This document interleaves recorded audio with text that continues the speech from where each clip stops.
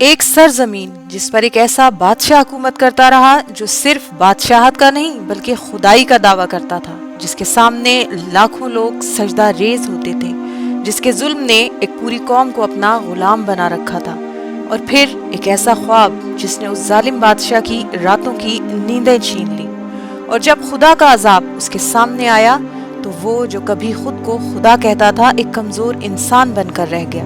پھر اس نے پکارا کہ میں ایمان لاتا ہوں، مگر بہت دیر ہو چکی تھی۔ اللہ نے اس کے جسم کو قیامت تک کے لیے عبرت کا نشان بنا دیا۔ جی ہاں دوستو، ہم بات کر رہے ہیں فرعون کی۔ یہ بات ہے 3500 سال پہلے کی۔ مصر کی سرزمین، طاقت، شان اور حکومت کا مرکز، جہاں فصلیں سونا اگلتی تھیں، بھرے ہوئے بازار، اونچے اونچے محلات، اور پھر ان سب کے درمیان ایک ایسا شخص جو خود کو خدا سمجھ بیٹھا، جس نے صرف لوگوں کو ہی نہیں بلکہ ان کی سوچ کو بھی غلام بنا رکھا تھا۔ اور پھر فرعون نے ایک خواب دیکھا۔ روایات کے مطابق فرعون نے خواب میں دیکھا کہ بیت المقدس کی طرف سے آگ کے شعلے نکل رہے ہیں۔ یہ آگ تمام مصر میں پھیل گئی ہے اور اس نے فرعون کی قوم کے تمام گھر جلا دیے ہیں، لیکن بنی اسرائیل کے گھر محفوظ رہے۔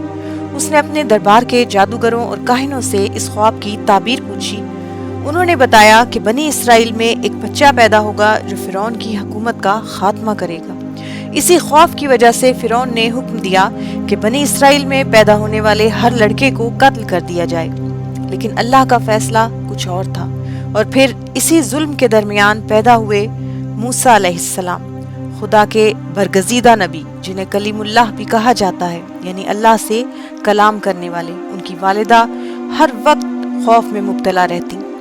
پھر اللہ کے حکم سے انہوں نے موسیٰ علیہ السلام کو ایک صندوق میں لٹایا اور دریا میں ڈال دیا۔ صندوق دریا کی لہروں کے ساتھ بہنے لگا۔ موسیٰ علیہ السلام کی بہن صندوق کے ساتھ ساتھ دریا کے کنارے چلتی رہیں تاکہ دیکھتی رہیں کہ صندوق کہاں پہنچتا ہے، اور پھر اللہ کے حکم سے وہ صندوق فرعون کے محل تک پہنچ گیا۔ فرعون کی بیوی حضرت آسیہ نے جب وہ صندوق دیکھا تو فوراً اسے اپنے پاس لانے کا حکم دیا۔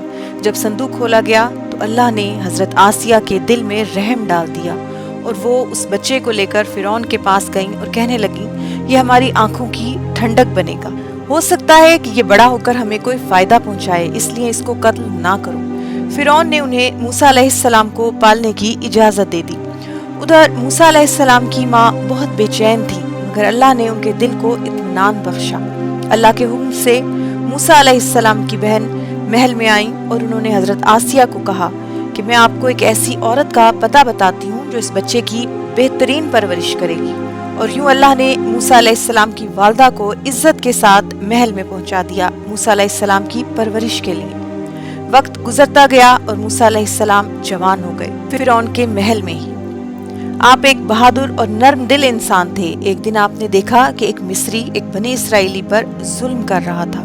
آپ نے اسے ایک مکہ مارا تو وہ مر گیا۔ یہ ایک غیر ارادی عمل تھا، مگر آپ کے دل پر بوجھ تھا۔ آپ نے اللہ سے دعا مانگی اور توبہ کی، لیکن اس قتل کی خبر شہر میں پھیل چکی تھی۔ پھر ایک شخص موسیٰ علیہ السلام کے پاس آیا اور کہنے لگا کہ موسیٰ، شہر کے سردار آپ کے قتل کا مشورہ کر رہے ہیں، اس لیے یہاں سے نکل جاؤ۔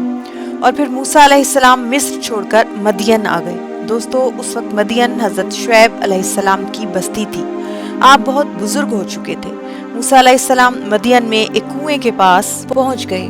وہاں لوگ کنویں سے پانی بھر رہے تھے۔ آپ نے دیکھا کہ دو عورتیں جن کے پاس بکریاں تھیں وہ پیچھے کھڑی تھیں۔ دوستو، یہ دونوں حضرت شعیب علیہ السلام کی بیٹیاں تھیں۔ موسیٰ علیہ السلام نے آگے بڑھ کر ان کے جانوروں کو پانی پلایا۔ پھر موسیٰ علیہ السلام نے حضرت شعیب علیہ السلام سے ملاقات کی اور تمام واقعہ بیان کیا۔ شعیب علیہ السلام نے انہیں تسلی دی، اور پھر شعیب علیہ السلام نے انہیں کہا کہ اگر آپ 8 سال میری خدمت کریں تو میں اپنی ایک بیٹی کا نکاح موسیٰ علیہ السلام سے کر دوں گا، اور اگر 10 سال پورے کرو تو یہ آپ کی طرف سے احسان ہوگا۔ موسیٰ علیہ السلام نے فرمایا، یہ معاملہ میرے اور آپ کے درمیان طے ہے، اور اللہ ہمارے اس معاہدے پر نگہبان ہے۔ اس طرح اللہ نے موسیٰ علیہ السلام کو مدین میں پناہ اور عزت دی اور آنے والی نبوت کی تیاری عطا فرمائی۔ اور پھر مدت پوری ہونے کے بعد موسیٰ علیہ السلام اپنی بیوی کے ساتھ مصر کی طرف روانہ ہوئے۔ راستے میں آپ نے دور پہاڑ پر ایک روشنی دیکھی۔ موسیٰ علیہ السلام نے اپنی بیوی سے کہا کہ یہیں پر رکو، میں آگ لے کر آتا ہوں۔ جب موسیٰ علیہ السلام اس آگ کے قریب گئے تو موسیٰ علیہ السلام کو اس بات کا اندازہ نہیں تھا کہ اللہ ان سے کلام کرنے والا ہے اور انہیں نبوت سے نوازا جائے گا۔ جب آپ اس روشنی کے قریب گئے تو آواز آئی، میں ہی تیرا رب ہوں۔ اللہ نے فرمایا، فرعون کے پاس جاؤ، وہ سرکش ہو چکا ہے۔ موسیٰ علیہ السلام نے فرمایا، میرے رب میری زبان میں گرا ہے، میرے بھائی ہارون کو میرا مددگار بنا دے۔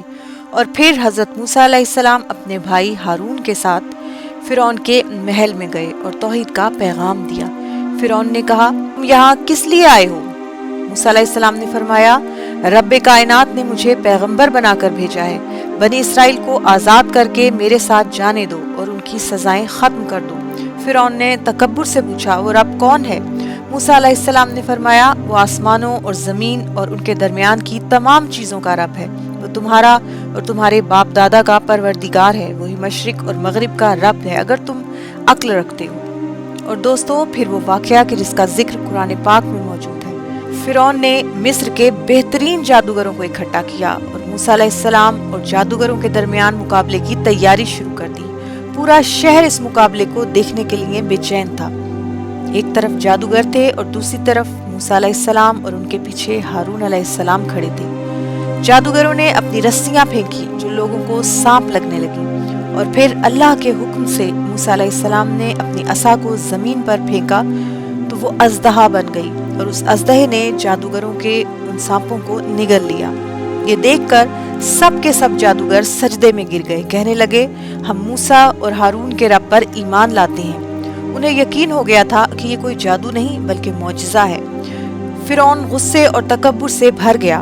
اس نے جادوگروں کو دھمکی دی کہ میں تمہارے ہاتھ اور پیر مخالف سمت سے کاٹ دوں گا اور تم سب کو سولی پر چڑھا دوں گا۔